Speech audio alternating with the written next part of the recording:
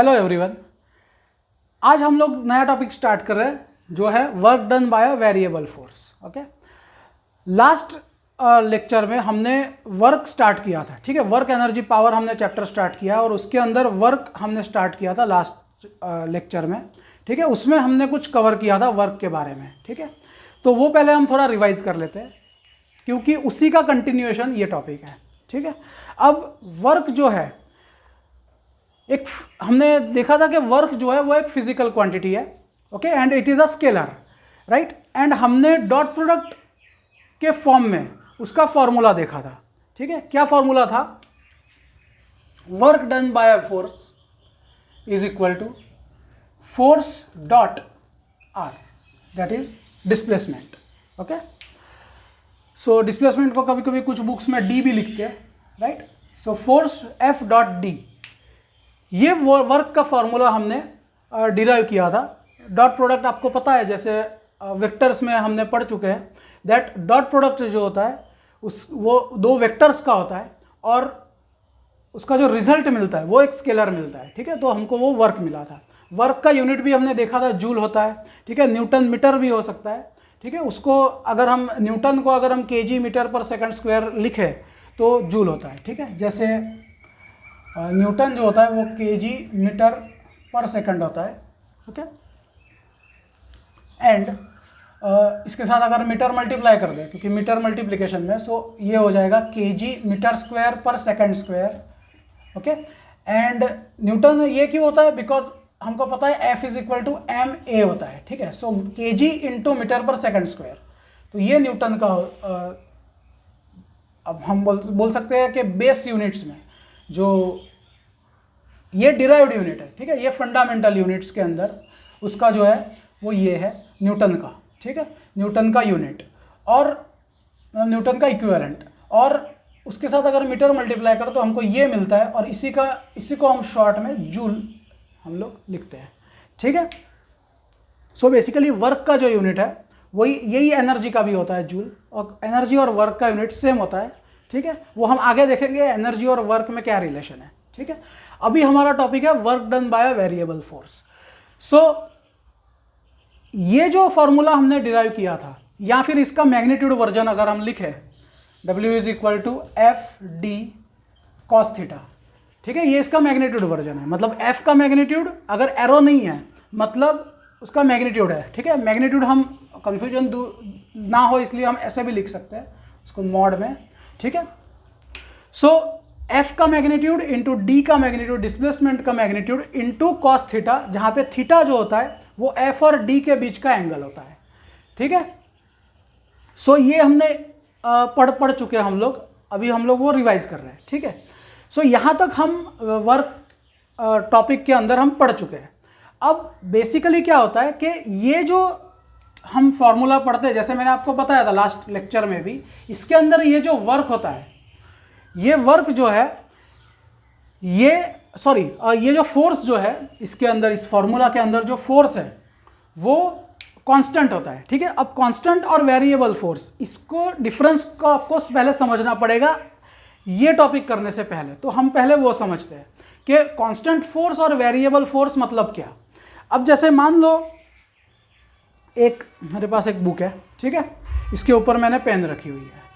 अब मैं इसको इस तरह से मूव कर रहा हूँ, अब ये कांस्टेंट फोर्स लगा रहा हूँ मैं, ठीक है। कोई भी हो सकता है, कुछ भी फोर्स हो सकता है, ठीक है। 0.5 न्यूटन या 1 न्यूटन जितना फोर्स ये हो सकता है, लेकिन ये कॉन्स्टेंटली लग रहा है इसके ऊपर। तो ऐसे जब कॉन्स्टेंटली फोर्स लगता है किसी भी ऑब्जेक्ट पे, तो हम लोग ये फॉर्मूला यूज़ कर सकते हैं, ठीक है।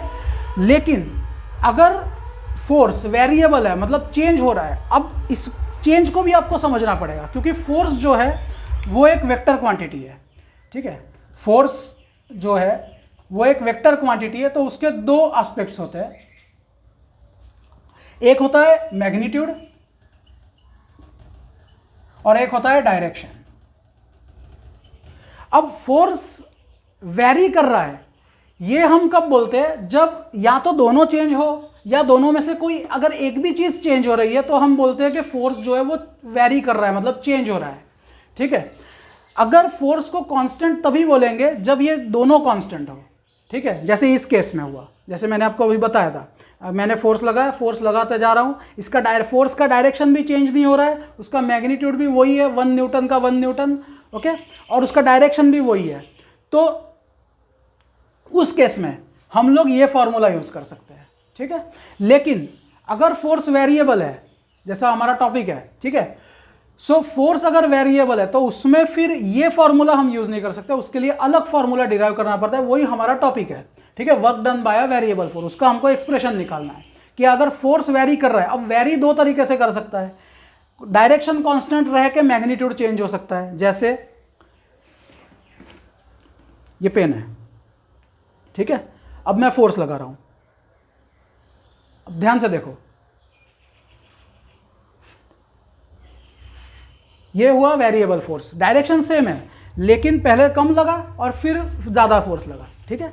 मतलब इस तरह से अगर ये ऑब्जेक्ट जाता है, जैसे मैं हाथ पकड़ के भी फोर्स लगा सकता हूँ, ये वेरिएबल फोर्स है, लेकिन वेरिएबल फोर्स कैसा, जिसकी डायरेक्शन कांस्टेंट रह रही है लेकिन मैग्नीट्यूड चेंज हो रहा है, ठीक है। अब एक दूसरा एग्जांपल लेते हैं जिसमें मैग्नीट्यूड कांस्टेंट रहेगा और डायरेक्शन, क्या आप लोग गेस कर सकते हो, ठीक है। सो एक ऐसा फोर्स होता है यूनिफॉर्म सर्कुलर मोशन में, जैसे मान लो मैं सेंटर में खड़ा हूं और एक स्ट्रिंग से पत्थर बंधा हुआ है और वो पत्थर में घुमा रहा हूं, ठीक है, इस तरीके से पत्थर में घुमा रहा हूं, तो मैं सेंटर में खड़ा हूं, ये स्ट्रिंग है और ये पत्थर घूम रहा है, ठीक है, मेरे आसपास। अब ये यूनिफॉर्म सर्कुलर मोशन, इसमें क्या होता है, मैग्नीट्यूड कांस्टेंट रहता है फोर्स का, जो इसमें जो फोर्स होता है वो बेसिकली होता है सेंट्रीपिटल फोर्स, ठीक है, इसमें होता है सेंट्रीपिटल फोर्स,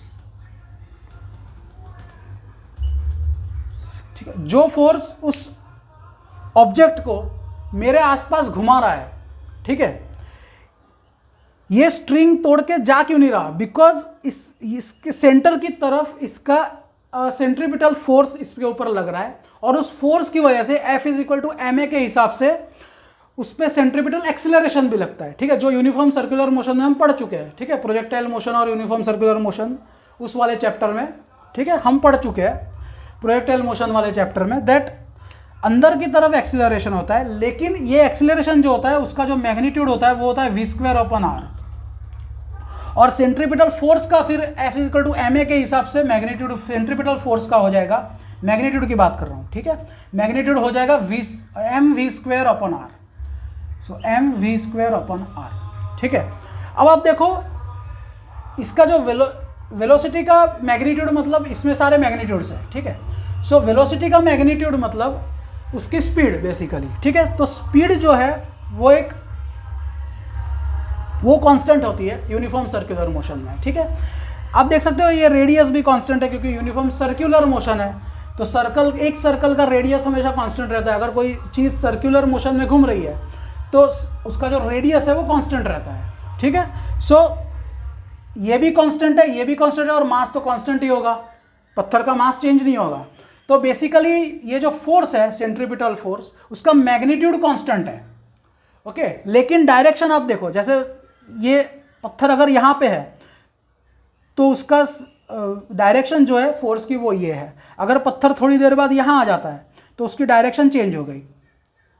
अब आप देखो हर पॉइंट पे एक्सीलरेशन की डायरेक्शन और फोर्स की डायरेक्शन दोनों चेंज हो रही है, ठीक है, तो डायरेक्शन कांस्टेंट नहीं है, यहाँ पे डायरेक्शन चेंज हो रही है लेकिन मैग्नीट्यूड कांस्टेंट रह रहा है, ठीक है। तो ऐसे केस में भी इस फोर्स को वेरिएबल फोर्स बोलेंगे और उस केस में ये फॉर्मूला हम यूज नहीं कर सकते, ठीक है। तो ऐसे जो फोर्स, ये जस्ट मैंने आपको एग्जांपल के तौर पे बताया कि जैसे मैंने एक एग्जांपल दिया जिसमें मैग्नीट्यूड कांस्टेंट नहीं था लेकिन डायरेक्शन कांस्टेंट थी, मैग्नीट्यूड कांस्टेंट नहीं था, डायरेक्शन कांस्टेंट थी। एक दूसरा एग्जांपल लिया जिसमें मैग्नीट्यूड कांस्टेंट है लेकिन डायरेक्शन कांस्टेंट नहीं है।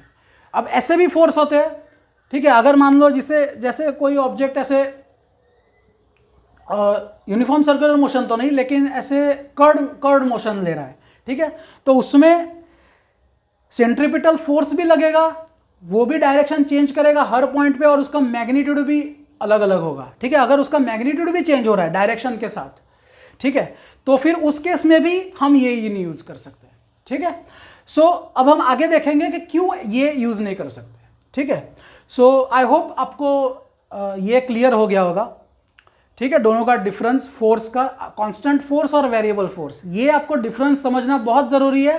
अगर आपको मतलब प्रॉब्लम्स, इसमें जो प्रॉब्लम्स आएंगे उसमें सबसे पहले आपको यही एनालाइज करना होता है कि फोर्स जो है वो कांस्टेंट है कि नहीं है, क्योंकि उसके हिसाब से ही आपका डिसाइड होगा कि आप कौन सा फॉर्मूला यूज़ करके वर्क निकालोगे, ठीक है।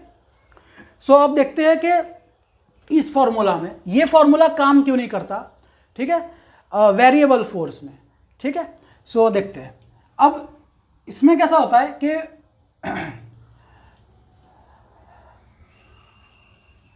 एग्जाम्पल लेके दिखाता हूं मैं आपको।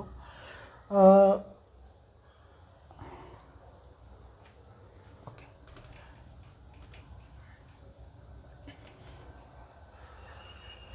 अब इसमें कैसा है कि मान लो हमने एक फॉर्मूला निकाला था, ये फॉर्मूला फिर से लिखता हूं मैं, एफ डॉट डी, ये कांस्टेंट फोर्स के लिए है, कांस्टेंट फोर्स ओनली मतलब ओनली फॉर कांस्टेंट फोर्स है। लेकिन अब जो हम फॉर्मूला डिराइव करेंगे, W is equal to some formula आएगा, वो फॉर वेरिएबल फोर्स होगा, वेरिएबल फोर्स, लेकिन ओनली वेरिएबल फोर्स के लिए नहीं है, ठीक है। ये जो फॉर्मूला हम डिराइव करेंगे ये आप कांस्टेंट फोर्स के लिए यूज कर सकते हो, ठीक है, लेकिन कांस्टेंट फोर्स का फॉर्मूला वेरिएबल के लिए यूज नहीं कर सकते, बिकॉज जनरली हम लोग क्या करते हैं फिजिक्स के अंदर, खास करके अभी 11th ऑनवर्ड्स, हम लोग क्या करते हैं कि एक जनरल वे में, क्योंकि जनरली जो रियल लाइफ में जो फोर्सेस होते हैं ना ज़्यादातर वो वेरिएबल फोर्सेस ही होते हैं, कांस्टेंट फोर्सेस बहुत कम होते हैं, ठीक है। तो इसलिए ये एक स्पेशल केस होता है इसका, ये एक जनरल केस है, वेरिएबल फोर्स का जो फॉर्मूला है वो एक जनरल केस के लिए हम डिराइव करेंगे, ठीक है, और उसमें एक स्पेशल केस के फॉर्म में कांस्टेंट फोर्स के लिए हम लोग ये फॉर्मूला अलग से यूज डिराइव करते हैं, लेकिन ये भी यूज कर सकते हो आप, ये भी यूज कर सकते हो, ठीक है। बेसिकली क्या होता है, जब आप कांस्टेंट फोर्स के लिए ये यूज करोगे ना तो वो रिड्यूस हो जाएगा, इसमें रिड्यूस हो जाएगा वो फॉर्मूला, ठीक है। सो हम लोग स्टार्ट करते हैं। सो बेसिकली आपको ये समझना है कि ये जो फॉर्मूला है ये आप दोनों के लिए यूज कर सकते हो, ठीक है। तो ये सबसे ज़्यादा इंपॉर्टेंट फॉर्मूला है, ओके। अब हम स्टार्ट करते हैं, देखते हैं कि ये फॉर्मूला क्यों यूज नहीं कर सकते हम वेरिएबल फोर्स के लिए। मान लो जैसे हमने वो एग्जांपल लिया था वैसा ही सेम एग्जांपल लेते हैं। एक ग्राउंड है जिसके ऊपर एक बॉक्स रखा हुआ है और इस बॉक्स पे एक फोर्स लग रहा है इन दिस डायरेक्शन, ओके। हमने ये कांस्टेंट फोर्स लिया था, ठीक है, जब हमने स्टार्ट किया था वर्क तो हमने कांस्टेंट फोर्स लिया था। अब हम क्या करेंगे, वेरिएबल फोर्स। ये वेरिएबल फोर्स मतलब क्या है कि मान लो ये स्टार्ट हुआ है 5 न्यूटन, इस पॉइंट पे 5 न्यूटन फोर्स लग रहा है। अब ये बॉक्स डिस्प्लेसमेंट होगा इस बॉक्स का, ठीक है। सो ये बॉक्स अगर मान लो यहाँ पे ऐसे डिस्प्लेस किया, इस बॉक्स ने डिस्प्लेसमेंट हुआ थोड़ा सा, ठीक है, कुछ डी डिस्प्लेसमेंट हुआ। अब ये फोर्स चेंज हो गया, अब ये फोर्स 6 हो गया, तो अब यहां पे जो फोर्स लगेगा इस पोजीशन पे वो 6 न्यूटन लग रहा है मान लो, ठीक है। इस पोजीशन पे 5 न्यूटन लग रहा था, इस पोजीशन पे 6 न्यूटन फोर्स लग रहा है। अब ये फोर्स चेंज हो रहा है, ठीक है। अब जरूरी नहीं है कि 5 से डायरेक्ट 6 जंप किया हो, ठीक है। जैसे मैंने बताया था आपको, पेन पे हम इस तरह से, पेन पे इस तरह से भी तो फोर्स लग सकता है, जैसे ये है, ठीक है। अब देख सकते हो स्टार्ट किया 1 न्यूटन से, लेकिन 1 2 3 4 5 6, तो ऐसा नहीं है कि 1 के बाद डायरेक्ट 2 हो गया, 1 के बीच में भी 1.1 न्यूटन हुआ होगा, 1.2, वैसे ही इसमें 5.1 न्यूटन भी हुआ होगा, थोड़े से डिस्प्लेसमेंट में 5.1 न्यूटन हुआ होगा, 5.2 न्यूटन हुआ होगा, ठीक है। तो इस तरीके से कंटिन्यूसली फोर्स चेंज हो रहा है, कंटिन्यूसली, ओके। ऐसे फ्रैक्शंस में चेंज नहीं हो रहा कि 5 Newton then direct 6 Newton then direct 7, ऐसे चेंज नहीं होता फोर्स कंटिन्यूसली चेंज होता है। सारे उसके बीच के सारे रियल नंबर्स लेगा वो, सारी रियल नंबर्स की वैल्यूज लेते हुए वो चेंज होगा, ठीक है।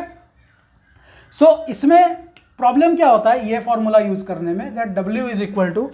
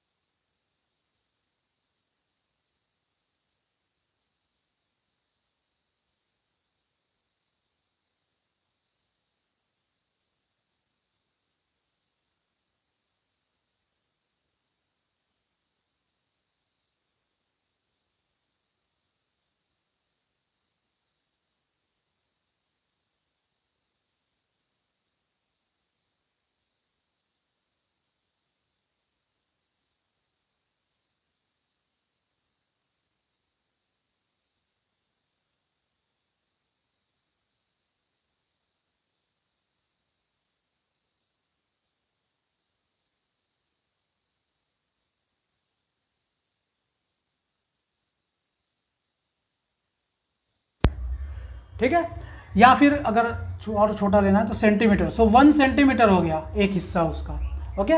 अब उसको और तोड़ दिया 10 हिस्सों में, तो एक हिस्से का जो डिस्प्लेसमेंट है वो 0.1 हो गया। इस तरीके से हमको तोड़ते जाना है। कितना छोटा तोड़ना है, एक हिस्सा कितना छोटा होना चाहिए, तो वो उतना छोटा होना चाहिए कि उस हिस्से में जब उस हिस्से जितना डिस्प्लेसमेंट हो रहा है, जैसे मैं इसको जूम करके बताता हूँ, ठीक है, इस छोटे से डिस्प्लेसमेंट को मैं जूम करके बताता हूँ। मान लो ये छोटा सा हिस्सा इतना बड़ा है, अब ये बॉक्स पहले यहाँ पे है, ये जो बॉक्स है ये पहले यहाँ पे है, ठीक है, इस पोजीशन पे, इसका जो ये पार्ट है ये इस पोजीशन पे है, ओके।